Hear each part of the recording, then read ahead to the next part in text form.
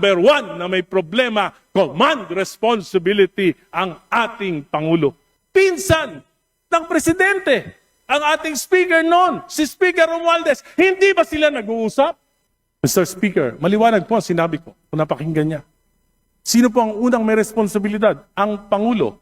2023, GAA, sinalaula ng Kongreso. Binawasan ang pondo niya ng halos 300 bilyon. Hindi nangyari yan sa kasaysayan ng mga naging Pangulo sa Pilipinas. Pinabayaan niya, hindi siya kumibo. Yung kabinete niya, hindi kumibo. Specific yon. 2024, binawasan, sinalaula ng Kongresong ito, 500 billion. Binawasan ng President's budget, hindi kumibo ang Presidente, hindi kumibo ang ating mga kabinete.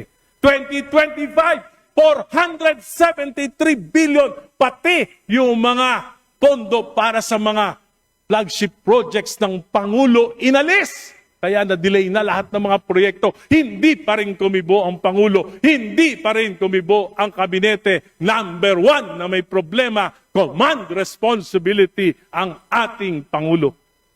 Very specific yan. Pangalawa, pinsan ng Presidente. Ang ating Speaker noon, si Speaker Romualdez. Hindi ba sila nag-uusap? Mr. Speaker, distinguished colleagues. Pangatlo, Can we allow the gentleman to finish? Yes, please. Pangatlo, kitang-kita naman natin. Balitang-balita, dalawa lang nag-uusap sa pagbabago ng budget. Yung mga member ng BICAM, hindi alam. Sinabi ni Senate Finance Chief Grace po, pinirmahan niya lang pero hindi siya alam. Ang si Senate President Chis Escudero lang at si Chairman Saldico lang ang nag-usap. Regular ba yun? Hindi po regular yun.